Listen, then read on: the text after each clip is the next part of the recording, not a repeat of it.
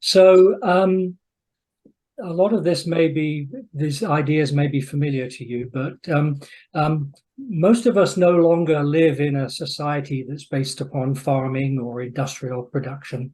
And we live in a world where people are highly educated and are often involved in work that involves a lot of innovation, and it is intellectually taxing. Sadly, most of the organizations that we belong to are based upon principles that have not changed with the times. And rather than using the talents of the workers to the full, they're often designed to suppress the very skills that are needed so much. So we're not looking for a revolution here, but we're looking for an evolutionary approach to organizational development, which engages everyone and makes the best use of their time and talents. And we call this the constitutional organization. So I can just, and this we'll explain this in a little bit more detail as we go along. But the idea of the constitutional organization is one where there is rule of law, but not the law of the ruler. And I think there's a subtle distinction there. And within this organization, there's room for individuals to set and develop their own goals. There's a certain amount of autonomy, and there's a balance between the growth requirements of the organization and the individuals within it. And in fact, one feeds the other. Of course, you can't have an organization. We're not talking about an organization where there's anarchy or where there are no rules. So there have to be rules, and we call these enabling constraints. And again, we'll talk a little bit about these in a little while. But the idea of enabling constraints is that we have a set of agreed rules. Everybody signs up to these, and they're the rules that enable us to do the work most effectively. The other aspect of the constitutional organization is that we have decision-making that is representative of the people in it. I said a moment ago that a lot of organizations don't fully use the talents of their team. In a constitutional organization, we stress the need for everybody to be fully engaged, for everybody to commit to the common goals and to share their knowledge to the best of their ability. So just move on a little bit. So if you've been to our webinars before, you'll often hear us talk about the hierarchy and the power structures.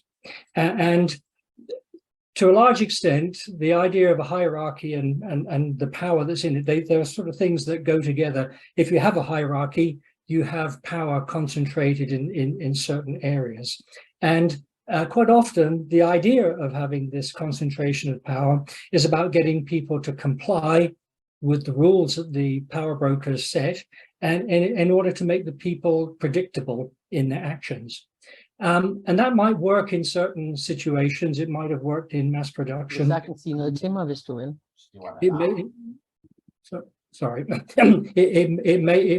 may work in areas where you can give a set of directions and they can be followed simply. But it doesn't work where you've got complex problems to solve.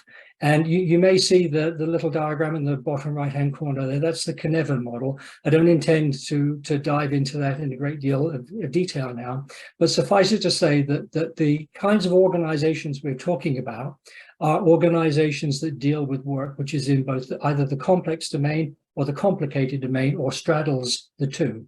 That's the type of work where you have to innovate a lot of the time. So you have to find solutions to problems that previously did not exist.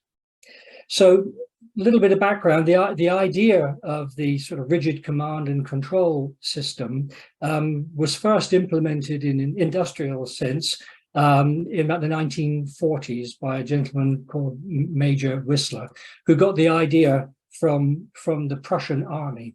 So he intended to set up an organization where you could clearly identify the culprits when things went wrong, and you could start finding people responsible for things and presumably sacking them or dispensing with them, punishing them in some way. And this is really, today I think we would call this the bone. It's the kind of idea where you are searching for somebody to blame for something that's happened all the time. And of course, this is extremely unhelpful when you're trying to work together on a problem. So, this really brings up the idea that where there is a concentration of power, you're also going to engender fear in those that do not wield the power. And without the psychological safety of knowing that you can contribute to something, that you can speak up, you can give your ideas without the fear of being punished, that's a bit of a problem if you can't do that in your organization, because again, as I said, because trying to solve complex problems requires the input of lots of people. And when you've got this fear in the system, you've got the tendency of people to maybe not speak up, not say what's on their mind, or sometimes even lie to protect themselves. So not a helpful thing. And of course, the flip side of this coin is for those that wield the power, this can be, it can almost be like a drug. So people who get hooked on this idea of wielding power, and I think we've seen throughout history and going back as far as you can think, people who are able to collect this power for themselves, there's a tendency for them to be corrupted and to continue to hold on to their power by corrupt means. Kurt's always telling me that when they've done analysis of the people in sort of senior management roles, they often find that there are a far greater percentage of people with psychopathic tendencies or narcissistic tendencies in those roles. But of course, that's not what we need. That's not what we're here to talk about. We're not here to talk about the negative things. We're here to talk about the positive things. So I'm going to hand it over to Kurt in a moment, who's going to talk to us about how we can use the idea of the constitutional organization to allow people to engage and to be able to work on complex things together with a common set of values, not bound by the rules and regulations, somewhat arbitrary sometimes. So Kurt, I'm passing it over to you. Yep. Well, maybe you will turn off the screen share for a moment. I'll do my best. If I can find my mouse, there it is. Okay, well, thanks for that, Paul. I just want to, we're not going to use breakout rooms tonight, so I just want to pause here for a moment and say, well, has anybody got some extra insight to this introduction from Paul, the sort of positioning of power and why do we talk about it so much, and anything that we forgot to say? Is there any comment from the people on board tonight? I must say it's true. Okay. Yeah. Yeah, I tried it my last sort of assignment where there was a deadline and there was a lot of people without any kind of skills. And I don't know if they knew it, but there was shooting in all directions. And suddenly when they were supposed to make a code that was finished, I was very shocked. And they just made some joins in the database, and now they were finished. Okay. Yeah. We also, I think also you see it like you say that people don't tend not to want to share the knowledge, either because they don't have it, or maybe if they share it, they lose the power of knowing something that everybody else don't. I don't know whether you saw that in that. Thank you. It's certainly, it's a huge topic, and there's a lot of debate in our little country, Denmark. There's a lot of debate right now about the public sector. We have occasionally also pulled out examples from there, and there's a lot of challenges where, even though we are probably one of the more egalitarian societies, nevertheless, when people get into power, something not so pleasant sometimes happens. And there are psychological experiments that prove this, that it's, and I don't want to go into that either, but I just want to mention to you that just recently I had a situation where, because I have some sort of authority in a certain setting, I ended up wielding power over someone. Through all my life, I've mostly been told off for not doing that and for being argued, you're just too nice, or you're too weak, or you're something like that. Okay, so this time I sort of did it. And what was the really scary part was afterwards, how good it felt. How good it felt to be able to say, you jump, and they actually did.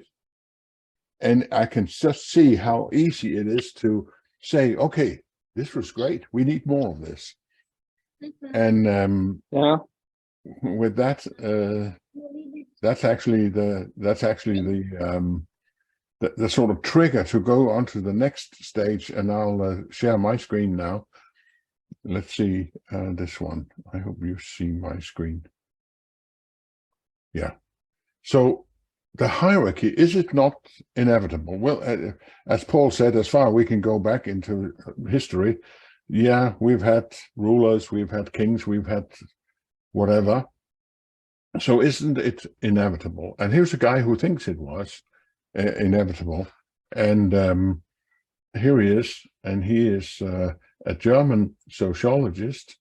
He's called Robert Michels, and he introduced what he called the iron law of oligarchy.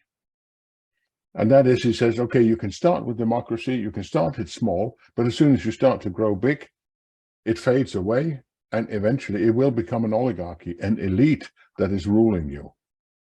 It happens in trade unions, it happens in political parties, it happens everywhere.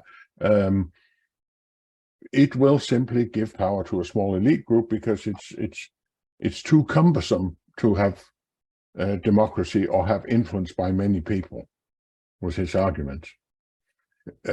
So the large organization kills it, was his statement. Now, it has to be said that here's a guy who ended up joining Mussolini in Italy. So he probably had some sort of precondition for this. But he also said a couple of things, is that, okay, when people get into power, now they can successfully simply centralize their power, and people normally don't really react to it all. So is it inevitable? It's certainly something to say we have to proactively limit power. Because if people end up having much power in an organization, now they start rewarding loyalty. They can control the flow of information, and not to least, they can control money, allocation of money. And that's why traditionally over the last years, and as long as I've been in active service, it has more or less always been the financial guys who ran the show in the end, because they sat on the money. But it's also the fact that if you have power, you can determine how decisions are being made. Paul used the statement, do we have the rule of law or the law of the ruler? If the ruler is strong enough, well, his word is law. He becomes a tsar, that you have right as long as he says you have right. There's another one, and I've not included a lot of references, but you can Google it if you want to follow it. And again, here are some of those scary numbers about psychopathy, and you can find almost similar, but I haven't found the precise numbers, but almost similar to narcissists. So us ordinary folks, non-psychologists, maybe we can't really tell the difference between a narcissist and a psychopath. It's someone who wields power for himself and hoarding power and privileges. But anyway, there's a lot of those that are attracted to the position in the hierarchy. That in itself is almost reason enough to try and get rid of it, because to a large extent, we're getting the wrong people in there. Not that the hierarchy is evil by itself, but nevertheless. So continuing this little history lesson, we're diving into talking about self-determination, decision-making. And here's a picture that I think Christian will recognize, because that's from Norway. That's the monument for the Gula thing. And we'll talk a little bit about this, because it's not, although we look back in history and we say, okay, there's been despots, there's been kings, there's been emperors, there's been all sorts of powerful people, but there has also been something different. For example, in ancient Greece, we had Pericles, who introduced some sort of democracy, and it was considered very, very radical because, for one thing, for example, he paid the poorer classes to participate in public affairs. So they could afford it. Otherwise, they couldn't afford it because they would be starving. That's one way of keeping people out of influencing decision-making, but just make them sufficiently poor, then they haven't got time to think about anything else but feeding the kids. So now everybody could participate in Athens. And actually, it was not that Athens was an unsuccessful state. It actually did very well compared to its more oligarch-oriented neighbors.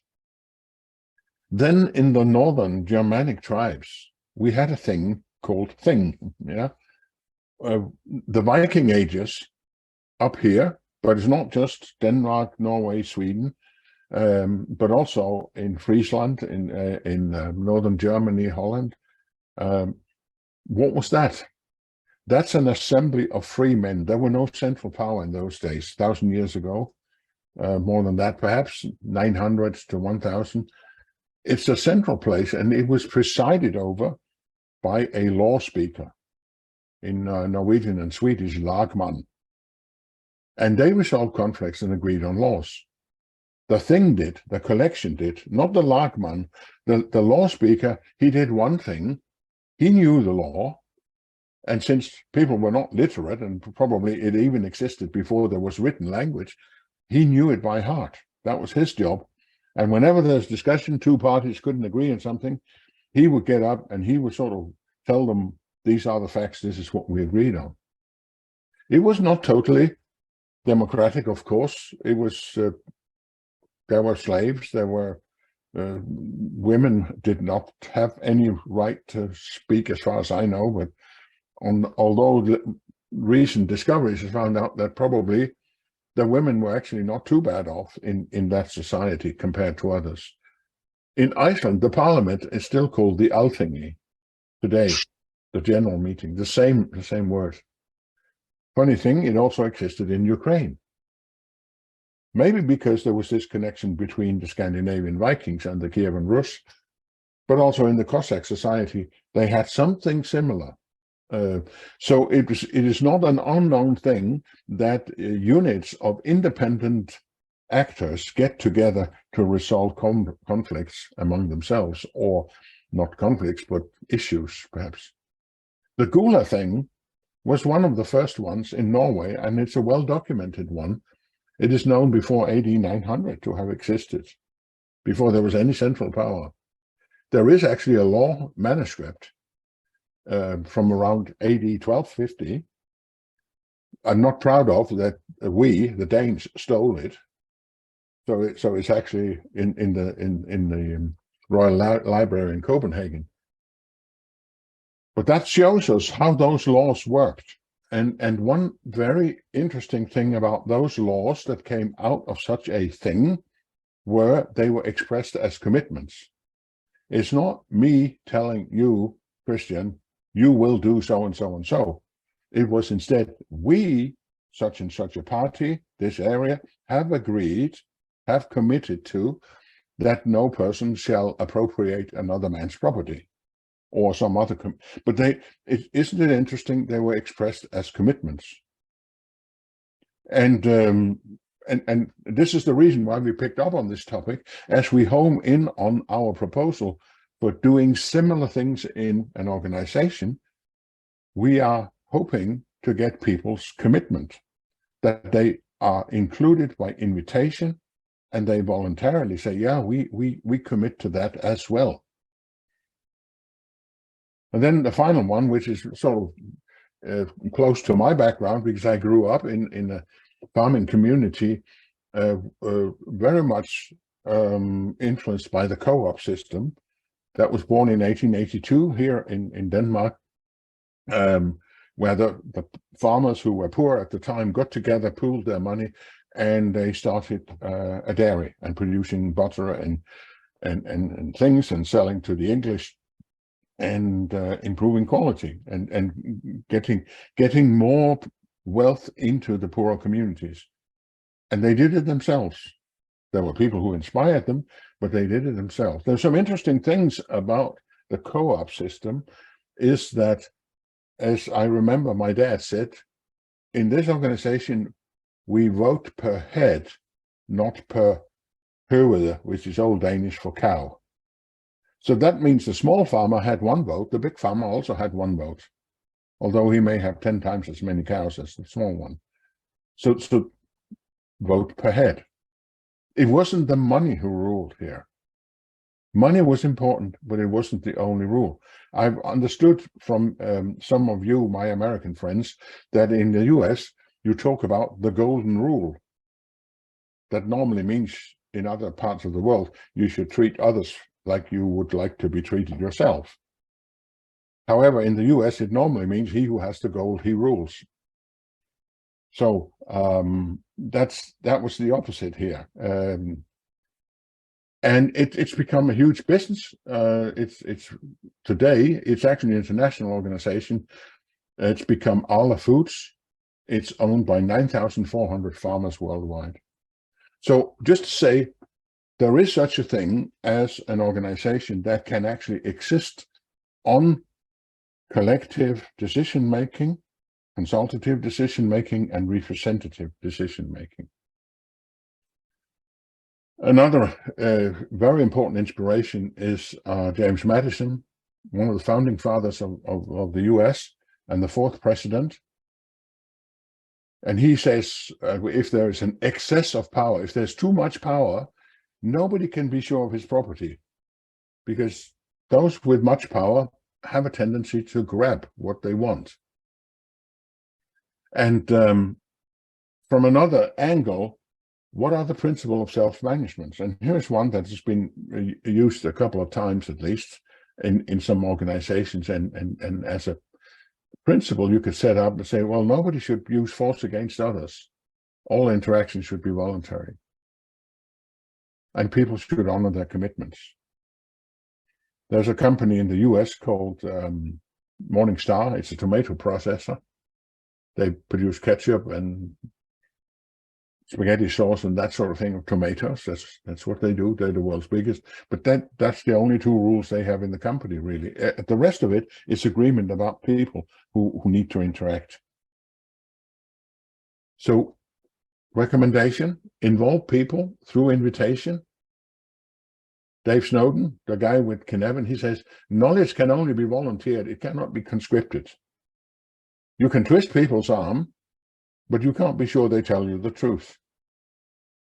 You can't force it out of them. If you need knowledge, and that's what Paul said, we need knowledge in order to solve the complex problems. We need everybody's knowledge, because no single individual can grasp the current situation, much less solve it. Then about representative decision making, we need to have a way of escalating to a larger forum, because we can manage in a small forum, but how do we make decisions that are above our little local level? And how do we, for example, what we call here, delegate to communities of interest? There are certain areas of interest that we think that those who knows most about it should really decide on it. How do we do that? And how do we use what is called consultative decision making? So if we say, okay, we in this little group here, we agree that Mr. Badgley is the sharpest tool in the shed on a certain area, maybe around bikes. So all the decisions we do around bikes, we let you make that decision, but you do it in a consultative manner, which means it's now your responsibility to talk to every one of us who have concerns or who have an interest in it. That's your responsibility. That's consultative decision making. And then one of the things that we can read from those people who commented on Michels, and they said the way to prevent a democracy or a concept of self-determination sort of slide into oligarchy or the rule of the elite is that you have to focus very hard on preserving the local autonomy of whatever team, group, village, whatever you're working with, including the money. Because if you don't have the money on board, it doesn't help. Money is largely a commodity interchangeable with power. And you should have no central bureaucracy. You will have some bureaucracy, but you shouldn't have a central bureaucracy, because that's going to kill it. And if we've got time later on, I'll give you a nasty story that I just heard today. So simple, clear purpose and principles that people can understand, then they can behave intelligently. Otherwise, not really. So let's just look at it from another angle, a bit more modern one. Here's Matthew Stewart. He's an American author and philosopher. And you may have heard about him, or you may have heard about Douglas MacGregor, who was introduced that's in 1960. So that's 60 years ago, the human side of the enterprise. And he talks about theory X and theory Y people. Those who are theory X, those who are lazy and needs to be prodded all the time, and motivate and control, and theory Y, they are self-propelling and they want to do it, and so on. Matthew Stewart, he added an explanation of tension and conflict, and he called that theory U, utopian and tragic. And so he said, if you plot it like this, those who adhere to theory X, like Winslow Taylor, they have a utopian view of people. People are like machines. They can be programmed with the right carrot and stick approach, etc. We can get them to do what we want. If you have a tragic view of the human being, like the English philosopher Hobbes, then human beings are self-centered and unintelligent. They will steal what they don't destroy. So the only way is total control. That you've got Stalin up in this corner here. And if you're down in this corner here, freedom lovers, oh, just don't worry, people are good. We will just fire all the bosses, let all the constraints down, then good things will happen. We call this the Winnie the Pooh corner. Let freedom reign. Summer of Love, 67. And where we need to be is up here. In honor of Madison, we need a constitution, Madison says, because we need checks and balances. We need some constraints we've agreed on and we hold each other accountable to.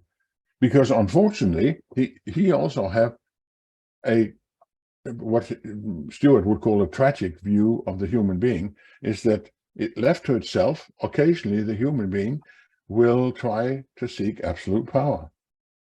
And we need to prevent it. Otherwise, they destroy things. So we need to be up there. The conflict is typically there. Both parties tell each other off that they're in the respective corners. But we need both of them. And we need to be up here and have an organization that honors theory Y. Yes, people need freedom. They will thrive in freedom. Unfortunately, that's not the only thing they'll do. They will also occasionally do wrong things and seek absolute power and exploit others. So getting very up to date now, Timothy Snyder, American historian, who's written a lot and held presentations and lectures about Ukraine and Eastern Europe. He's written a book called The Road to Unfreedom. And here's just some statements from him. It's not really a coherent story, but something that we've sort of taken out of his whole body of work. To protect us against unfreedom, we have to start with, according to him, a strong commitment to truth. Not just making it up, as one might argue we've seen examples of in the political world, a free press that can create the radical transparency where we get the facts on the table. Then again, the people have to want the freedom and the responsibility, want to engage. If people don't really want to, all the theories doesn't matter, because you can only do this on a voluntary basis, include people by invitation. That's really necessary. They have to believe that the freedom is worth fighting for, that it's sort of a valid intellectual framework, he calls it, that it is a better idea. We will prosper more. We will perhaps be able to handle the climate crisis, etc., if we all engage in. And we need to have institutions have willingness to self-correction. Therefore, there has to be the psychological safety that Paul talked about also, and checks and balances. Sometimes there are wicked, larger forces. They need to be resisted. And he speaks, of course, very much about the Ukrainian situation right now in that respect. You take some risk. You defend the institutions. We have some constitutions, we have authority, and we need to back up and partake in this checks and balances. And we can't just lean back and be lazy about it. We have to have a bottom-up organization, a very strong local foundation. If this is to be implemented in an organization, it has to have a very strong team-oriented spirit about the small unit, and that it has its borders, its limits, its responsibility, etc. Then perhaps we can resist the central bureaucracy or prevent one from growing wild. And it's actually Timothy Snyder who says, do we have the rule of law or the law of the ruler? So finally, now we've come so far. Some of you have seen this before, because this is a slide we've used before. Let's just explain what it is we mean. What can we do in an organization? We've revamped it a little bit. We call it the road less traveled. But we know the hierarchy. Here it is: man at the top, middle managers, gray matter at the bottom, where the real work happens, and commands and resources of control go down, and reports and deliverables go up, and it exists for compliance and predictability. That was exactly why Major Whistler introduced it in 1841, so that we could have compliance. And it's good for that, but not always what we need. What can we do instead? What's on the other side of the dotted line? And we call that the constitutional organization. It's a network of circles. And there's a long inspiration where this came from, not something we invented necessarily, only some of that glue and the details, I would say. But it starts with customers. Think about the customers, or those you serve. Describe them. We call that a manifest. Who are these customers in category A? What are they really? What do they want? What do they need? What is their value? Then we create some circles or teams inside the organization to serve them in the best possible way. How would such a team look in order to serve that customer? And these teams, circles, have relations. A relation also carries a manifest describing what's going on here. What is it that customer A need from customer C, and occasionally they from circle C, and occasionally they need something from circle D as well. Sometimes it makes sense to have a circle behind the scenes that really don't have customers out in the wild, but they serve some of the organizational units, the circles inside. If we look inside one of the primary circles here, we'll find a structure that is somewhat similar to a standard Scrum team. There's a blue guy, the product owner, the one in charge of the strategy, the green guy, the Scrum Master, in charge of the operations, and the yellow guys that are the team with the factual skills that can actually produce stuff. Between such circles, we call it delegation. So sometimes primary C will ask primary E to deliver something. We might even patch in our suppliers. And there's typically always a sort of a service circle with various services that the other circles can draw upon. But it's not a central bureaucracy, and it's not above those circles. Now, some of you have probably already realized this is the value stream from Lean. So no rocket science here, really. And we call them the primary circles. And what happens is that requests and delegations move right, and delivery and fulfillment moves left. Okay, occasionally there is a disagreement, conflict, or something we don't know how to resolve. Therefore, we have resolution circles. And hey, presto, here's the Germanic things reappearing. These are decision-making bodies of representatives from the value stream. So the strategy, for example, that will be all the product owners or the strategy owners. They meet to decide on matters concerning strategy that are too big or too difficult for the teams to figure out themselves. So there's strategy, there's tactical, there's operations up here. The operations will look into, maybe we should change the circle layout a little. It's not really fit for the world we now find ourselves in. But that's resolution. We escalate to these resolution circles when there is something that we can't handle at the team level. Issues and ideas, escalation goes up, resolution, delegation, and investment go down. But it's a representative decision-making.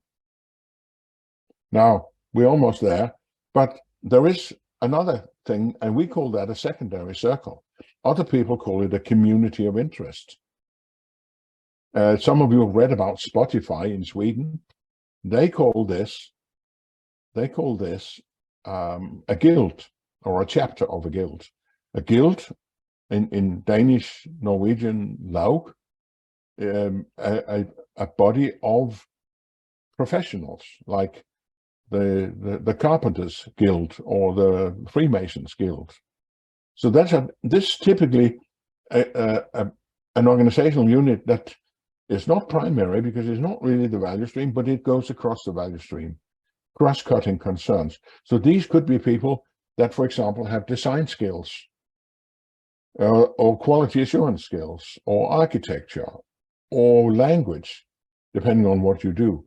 But they share a common skill, and they have been given some authority, some mandate to make decisions for all of us, because they are the sharpest tools in the shed concerning this matter.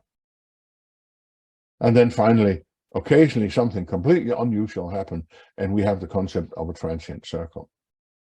So now maybe you begin to see how the representative decision-making can work in such an environment. And you see how you can do it without necessarily concentrating power and having the negative side effects of that. This is for always serving the customer and always being able to improve. Good old W. Edward Deming, which we have a lot to sort of thank him for, says about the hierarchy. He says, in the hierarchy, the boss becomes the customer. What happens then to the real customer? Who looks after him, he says. So with that, this is our proposal. There are more details, but I think I should stop here. It's taken a little bit longer than expected, and I think I would let Paul do the last couple of slides on this. Sure. Okay, yeah. Okay, so I'll stop the sharing, and you can go on. We skipped that one slide in between, Paul. Yeah, that's right. Yeah, good idea. Okay, let me get myself organized here. Find my mouse again. Okay. All right. Okay, so just wanted to try and round this out a little bit. So as you saw there, that what we are proposing here is that we take the old vertically oriented organization and make it more of a horizontal organization. But the idea of depicting the organization as a series of circles with services that are all focused on the customer is initially a way of, first of all, focusing on the thing that is the most important, which is the customer, but then having a more open and transparent way of communicating through communicating and making decisions throughout the value system there. So just want to talk a little bit about some of the elements that go into this. So one way of thinking about this is that between the different elements of the organization, there has to be some kind of agreed and acknowledged system of rules and understanding as how a thing's going to work. And we have to be realistic. So this does not happen in a vacuum. So the very first thing that we have to identify is that all organizations exist within some kind of a jurisdiction. So they exist within the state of Massachusetts, the United States of America, the town of Boston, or whatever it is. And all of these jurisdictions have their own rules and bylaws, and of course organizations have to comply with those. That this isn't, as Kurt says, the free love of 1967. But then within the organization, then you can start having a slightly different approach there. So of course you've got the articles of incorporation that an organization may have, but then you should also have some kind of statements, and we call these statements manifests, by the way. I don't know if we used that word earlier on, but the way that we communicate throughout the organization is through the vehicle of manifests. So we have the articles of incorporation, but we also have statements about our values and the purpose of our organization, high level documents there. But then each circle, and a circle, if you remember, so a circle might be a single team, it might be a bunch of different teams, but a circle will have its own manifest, and it'll say things like, well, who's in this circle? What do we do? What's our purpose for being here? And how do you interact with us? Oh, and by the way, these are the meetings that we have, and these are the other documents that we use. So it might well be that one of these teams is a Scrum team, and they all have backlogs, product backlogs and sprint backlogs and what have you. So the team is being clear about who they are, what they do, and how you can communicate with them. So they also need to describe their customers in these manifests, because again, it often gets lost that people lose sight of the fact that it's the customer at the end that pays the bills, and they tend to think of their boss as being the customer rather than the real customer. So within the organization, we really need to focus on what we have to do to best serve our customer, and the relationships that we have within the circles and the circles of the customer should all be about this. It should be documented. So as Kurt showed you, that we have a network of circles, and then Circle A might delegate work to Circle C. So it may well be that there's certain things that happen over here that are needed over here. But those relationships should be documented within the manifest. So the Circle A does not make mechanical construction, so they have to get any kind of mechanical work done by Circle C. So within the manifest that says we have this relationship with Circle C, we send them work about building these mechanical things. They do it within these certain agreements that we make, and then they send it back to us. So all of that stuff is documented between the two, is visible, so that everybody can see. what's going on. There's a question of being totally transparent about it. And then there'll be rules about handling that. So, we can only do this under these certain circumstances, or we can only do this when they've agreed to do that. If they're backlogged, if they've got too much work, then we may have to find another way of delegating that work to somewhere else, perhaps to a supplier. But all these things are taken care of in the manifest and are documented there. And there may also be some special conditions. In fact, I was going to jump the gun there, because it may well be that if one of the circles can't handle the work, you've got to send it out to a third party. So you might need to have something documented about that. Kurt mentioned earlier on about, I can't remember how you pronounce it in Danish, Kurt, or Norwegian, but in the old days they had somebody who was the law speaker. And one way of thinking about this is that the Scrum Master may be that person. So the Scrum Master could be the person that whenever there's any kind of doubt or something needs to be clarified, or how does this agreement work, then the Scrum Master is the first port of call there to clarify that point for somebody.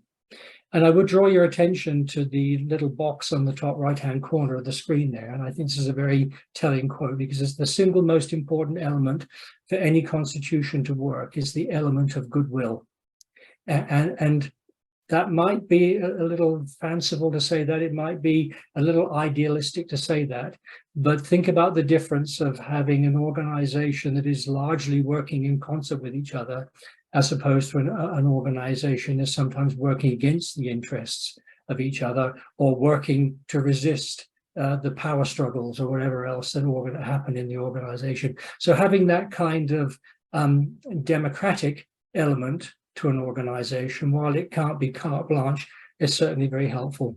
And before I finish here, I'll just pull up one last slide here from our old dear Winston Churchill, and you won't have to read the entire quote there, but towards the bottom of it, it says, "Indeed, it has been said that democracy is the worst form of government, except for all the others," more or less. So with that, I will rest my case there. And I think, Anne, you're going to take over and finish it off for us, is that right? Yes, I will. I'll share my screen. So for those of you who were here at the very beginning, we showed a little house that said that both Kurt and Paul and myself, we're all from Agile House, based in Denmark, but with an international outlook. And we work with education, support, and tools, or training, coaching, and tools, we also sometimes call it. And so I'll just swiftly go through the various services and products that we have, and feel free to contact us if there's any of it that you would be interested in. So we do courses. Here you see the circles that are here depicted are each one-day courses that can be combined according to the various arrows you see. So the middle courses, the orange ones, are all Agile Lean Leadership courses, which are an elaboration of the webinar today that you can dive deeper into. We develop tools. We have simple tools like Agile cards over here with estimation poker, and we call them Agile cards because they also have various other types of estimation cards where you can, for example, estimate the complexity of a certain story. We also have various online tools. We have Cool Estimation, which is basically sort of doing Agile, using Agile cards in an online setting, where you can estimate effort and cost and complexity, and also value, engage your stakeholders to estimate the business value of what you are developing. And our flagship tool is Gemba, which is a workflow tool that helps to achieve transparency and collaboration. This slide shows that we have a two kinds of membership, and this is the Prime Network, Agile Lean Leadership Prime Network, which also is in two different versions, one for individual consultants and members, and one for organizations. And what it really does is to sort of give a package deal of the resources available at Agile Lean House, both in terms of training and coaching and discounts on tools. And here we have some of the features available in Agamba here at the end.